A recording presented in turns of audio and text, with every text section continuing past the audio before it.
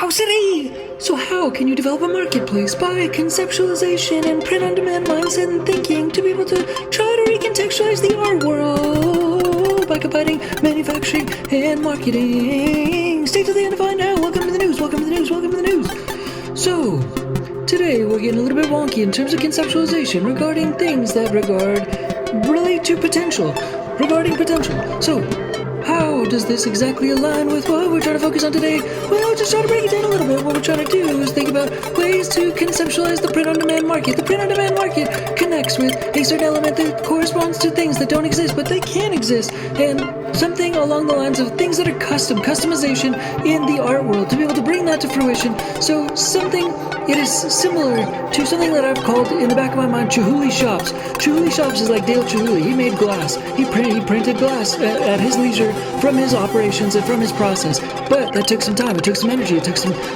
background connection to being able to develop a process and a house where he had all of the things and items in place to be able to get the things he needed done at the times that needed them done. And so in a similar fashion, what I'm talking about is taking the essence of artists and art people, whether it's jewelry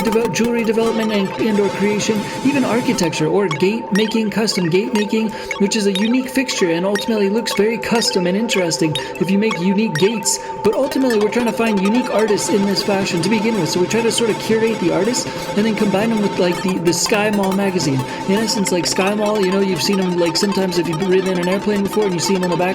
front of the back seat that you're sitting in front of or behind. And so that magazine is something that corresponds to what we're trying to conceptualize and connect that with Sky Mall times Chihuly. And then also there's something called artist shops where basically like on threadless.com, for example, you can make your own artist shop and you can just print on demand different clothing, for example, by opening an artist shop, and it's digital. So until you sell something, you don't necessarily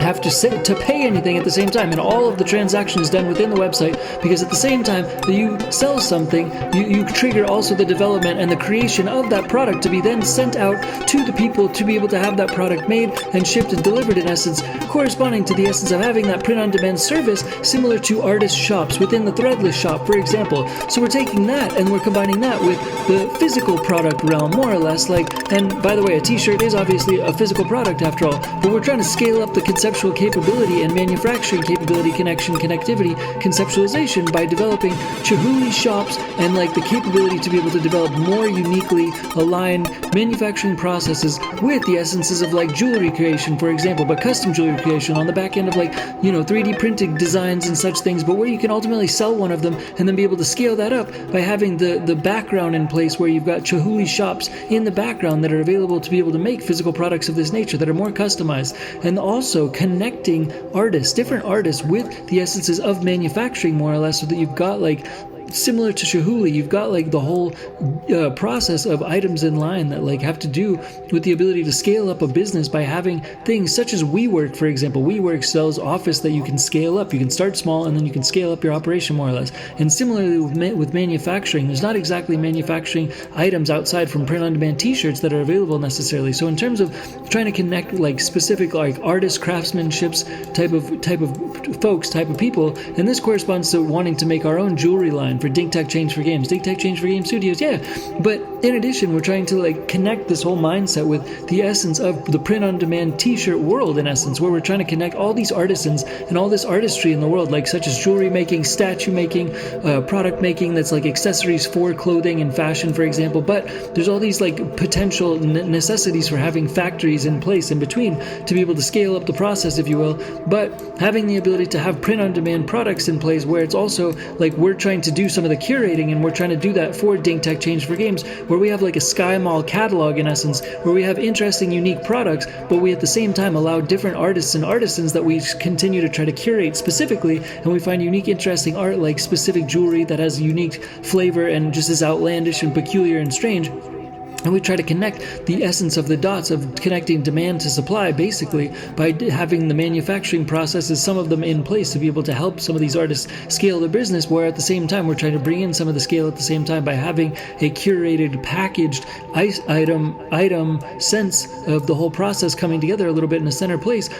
similar to the Sky Mall magazine, basically, where we have Sky Mall magazine, but in essence we're selling contractors to the marketplace, basically. So we're the gate maker maker, for example, the custom gate maker, he or she makes custom gates, like in Brooklyn, for example. So that item and that essence of the concept of one of the people that we're talking about is being able to sell the gates through the Sky Mall magazine, in essence, and then that gate maker also being able to leverage a higher facility turnover rating ratio to be able to make a higher output of product if we were able to sell more with them. So they not only get a higher volume of sales, but they also get higher equipment volume scaling processes to work with, such as Chihuly and Chihuly shops, where like he's got the capability to work with his whole shop and his whole team and have that connection to be able to scale up his operation to where he can make thousands of pieces of glass or hundreds of pieces of glass if he needs to for specific jobs around the world, because there's a higher demand. So he's got a team and he's got a scaled up process that's not just the same thing as doing 1 or 2 or 3 jobs necessarily. He does significant corporate jobs, in essence, that ultimately require a handful of scale and a handful of team connectivity and things of this nature. So we're trying to take the essence of the custom shop process mindset to be able to try to help artists,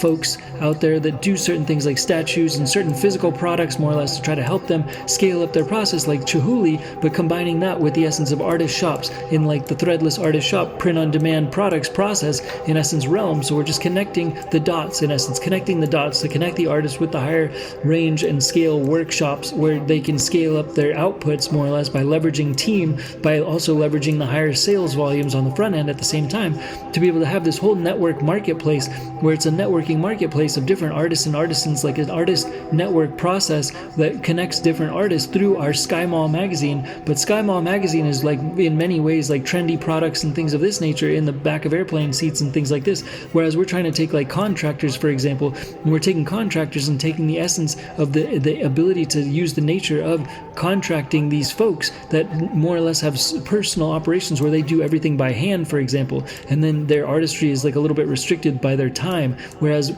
we're trying to leverage the essence of other times, other processes, other teams, other manufacturing processes and marketing, and manufacturing and marketing, and trying to connect those by having Chihuly shops at the same time. Shops stands for being able to scale up the operation like a print-on-demand shop, and at the same time, Chihuly stands for the manufacturing process fundamentally in place, having that ability to just like have more scale at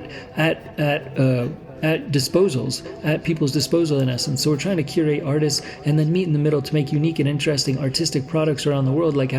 being a participant in the custom art market. But as an aggregate for Dink Tech Change for Games in our Sky Mall catalog, we just kind of want to connect the artists and the artisans with the Chihuly shops mechanisms so that they can scale up their processes and make bigger deals with bigger people and make their art spread farther and wider around the world, more or less, having the ability to give their art a wider range of places to spread, more or less, whether it's jewelry, whether it's statues, whether it's custom gates, whether it's like, art that relates to interesting custom houses, or even custom house building, for example, developing custom houses, interior designing or exterior designing, in essence, but having the ability to have a team, a global team of scaling and packaging the packages through the Sky Mall magazine concept mindset, whereas we're just trying to bring more art and artistry to the world by scaling up the processes of the in-between intermediaries of not only marketing, where we're trying to expand and extend the messages, but also fulfillment and the ability to extend certain artists past their physical abilities to just work on one piece at a time and just use one piece at a time and just be at one place at one time, whereas they can leverage a team and team processes and team outsource contracts similar to Chihuly, where if he gets like 15 jobs at the same time, he can try to fulfill all those jobs, because in essence he's got the ability to direct the straws and put the sticks in line to be able to make the smaller scale operations that correspond to a larger scale operation when it's scaled up, and different people are able to be able to take some direction to be able to fulfill the interest of the specific jobs being developed at a smaller scale, and then therefore that small model being able to scale that up to a wider audience, and then scaling it up so it takes the designer a smaller amount of time, but then the essence of the result can scale up in terms of the presentation and the global impact on all of the forefronts of all of the artists through our Sky Mall for artists and artisans Chihuly shop sort of mindset, sort of development of a center place for a strategy of go-to-market for not only our own jewelry, but other interesting artisans to be able to connect with the marketplaces in a wider, grander scale. to be able to make more art and more unique, interesting art scale to wider places in the world, so that this unique and interesting art has ways to travel and has avenues to travel to get into the marketplace that in essence can be resold and repackaged and repurposed as new, unique artistic assets, similar to the art market and art pieces being sold at auctions down the line and gaining value and gaining ultimately with time increasing in value, such as a gate. A gate can be repurposed and sold because it's a unique custom fixture that was somehow it was weaved together intricately and welded together intricately, so all that work could be uprooted and rerouted and resold to a different house somewhere else, and there's a unique gate, and that unique gate can then therefore transition into a new lifetime, and that asset value of that art can go forward in time because more art is in more places in the world, and more of that art has the ability, that physical art like statues, interesting statues and these things, can hold their value over time, and hopefully these artists and such things similar to NFTs in the digital world and the physical world can appreciate over time and can bring back and breathe new light into the art world, more or less, by putting its places so that it's tied to and connected to more impact around the world, like philanthropy, for example, philanthropy energy, standing for philanthropy energy in the global philanthropy energy grid, the global philanthropy energy grid, yeah.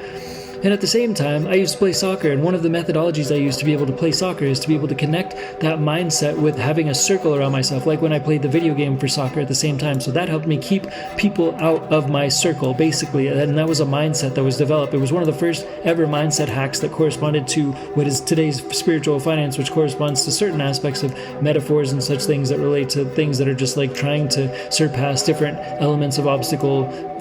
focuses that are meant to try to help and assist. So that circle around me when I was playing video games and soccer was able to translate and transition into always having a ring around myself when I would go play soccer in the actual field and go play the actual game in actual real life. And that having that circle so nobody could ever come inside that circle made it so it was like a hack, so that in that game and that mindset I made it significantly like an obligation and a strict obligation that nobody could ever get through that circle after all, because that circle, it was like I would explode or something to that effect. I would vanish, I would vaporize if people came through that circle. So it became a hard no for anybody to ever get through that circle. And so it made all these criterias around me when I had the ball, so that like nothing could ever happen, and there was just always different directions to be able to try to fly and flow and move into,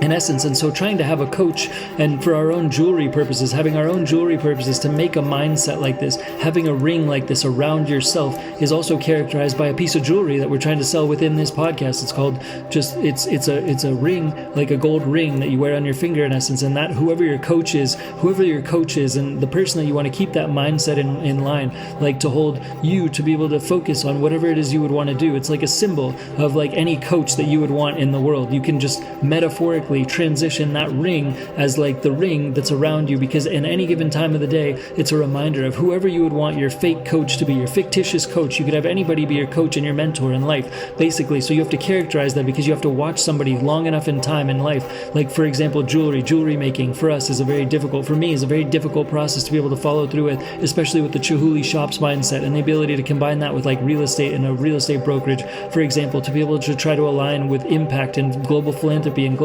energy, and following through with the essence of the Sky Mall magazine, for example, that that in essence you have in mind a coach, someone to coach you. So just like in a soccer game, you've got somebody who can coach you so that they can keep that ring around you. They keep that ring around your mindset, but you keep referring back to that, who that coach is that's keeping that ring around you. And so whoever it is that you would want as your invisible mentor, basically, you have to pretend that every time that you look at that ring around yourself, every time that you look at that ring on your finger, that basically you're reminded to, in essence, be focused on whatever the coach would be telling you at that given time of the day to continue to pursue and persist in following through with your goals. And whoever your fake coach is, your fake mentor is, whoever you're imagining, every time that you look at the ring, every time, just like when I was playing soccer and I had that ring around me and I would run around the field, and every time that I had the ball, I would imagine that ring. You have to imagine and use this ring on your finger, this gold ring on your finger, as your coach, basically, and whatever they're orchestrating in terms of your focus, in terms of your follow through, in terms of your ability to try to get get from one side of the field to the next and receive your goal and get across the goal of your goal line, whoever you would choose as your coach, because you know them well enough in your mind as someone that you would like to lead you to that success, to that goal line. In essence, you have to depict them, you have to characterize them, and every single time that you look at that ring, every single time that you're looking for some form of guidance, in essence, you think about that ring that's around your body, you think about that ring that's around your finger, and you just think of what exactly specifically in that moment, even if it's 10 or 15 10 times or 12 something throughout the day, that in essence you need to look to that ring for further guidance, more or less. That in essence you play that characterization of that coach in your mindset too, so you're ultimately fulfilling their character and their characterization in that mindset and that depiction of who that coach is in your mindset, so that in essence you're constantly being guided by someone. You constantly have guidance of a spiritual guide, of a spiritual mentor guide at the same time, even if you are sort of solo and alone and you don't get the perfect coach necessarily, but it's a way to try to continue to guide yourself, similar to that soccer game mentality of playing a game and having the ability to try to somewhat coach yourself by having that depiction of a coach in the back of your mind as somebody to be able to look to in terms of your fake coach or your ideal coach or your fantasy coach, always being present with you necessarily and always giving you advice necessarily, because you know them well enough and you know how they would probably characterize their own advice. And every time you look at that ring, you can remind yourself of what they would be telling you to do at that specific time of wherever you're at specifically in that day on your continuous journey towards your goals, in essence, or that week or that month or that year, and on a day-to-day basis, on a minute-to-minute basis, on a consistent ongoing streaming basis like that, you can continue to look to the ring for that conceptual mentoring, guidance, and advice that you know is in the back of your mind, that someone else is looking out for you in that spiritual, spirit mentality, spirit mentor type sense. And you can try to leverage that with continuous, ongoing, self-fulfilled, self-perpetuated encouragement, more or less, by continuing to leverage that ring around yourself, just like in the soccer field. Put that ring around yourself, a metaphorical ring around yourself, and at the same time put that ring on your finger, put that gold ring on your finger, more or less. And like, I would love it if we had a gold ring to attach to this as a podcast product on the back end of this podcast, but right now we don't have that fulfillment in line, so to speak. So that's why we're talking about jewelry fulfillment, so to speak, conceptual potential, and the ideal to be able to continue to make ongoing leveraged outsourced, interesting, peculiar, and fun and funky and strange art through the essence of developing and development, like developing cool gold and funky statues and structures and houses and any given structures such as cars that are unique and fetching to the world, that are basically combining the essences of these artists and artisans around the world with the demand that's out there for people that want those products, and finding the sales and the pre-sales on the forefront, just like print-on-demand products, to be able to then leverage and activate different manufacturing processes all around the world. We might post in China. We'll see if we can, what kind of manufacturing we can come up with in the future. But nonetheless, that's sort of the ambition, is to fulfill the unfulfilled fulfillment by having that potential market be fulfilled with the print-on-demand market, the print-on-demand, the 3D printing market, and all of the above, to try to get fulfillment on the back end of certain unfulfilled potential, more or less. So people sometimes are difficult. So robots in the future might be a better solution for coming up with different fulfillment in this fashion. But we're at least bringing the concept to the forefront of the sky mall mentality, in essence, where we've got people with us when we have this ring, this invisible ring around us, and we've got this ring on our finger that you can put on your finger as a symbol, and at the same time we then are being symbolic for having more resources and capabilities for artisans to be able to find their marketplaces through our Sky Mall magazine, fictitious Sky Mall magazine within this podcast episode. So in essence, we've got all these Chihuly shops and all these characters, all these artist characters that are making fun and interesting stuff, and we characterize them with the wide audiences that are out there to try to entertain, getting connected with their specific, unique, and crazy looking products, because we have crazy tastes. So we want to have a crazy curated, crazy Sky Mall type of a curated taste and mentality for conceptual products in there, for manufacturing and marketing, and connecting those two dots, more or less, if possible, in the forefront. And that's all for now. Thanks again. Dig Tech by Peace Bye. Oh yeah, and we need to always do a little plug for connecting with all of the spirituality of that ring that's surrounding us, to also focus on trying to do good for animals and help global animals, and and try to clear the animal shelters around the country and the world, to be able to try to look out for animals and have animals connect to humans, to be able to continue to help our journey as entrepreneurs and help our journey to be able to add more philanthropy to the world and more philanthropy to the global philanthropy energy grid, which benefits both humans and animals at the same time, because animals benefit humans, so humans can help other humans benefit other humans, and then therefore also animals. And yeah, that's about all. Thanks again, Dinky Tech. Dink Tech, Change for Games. Dink Tech by Peace by. Dink Tech, Change for Game Studios by Peace by.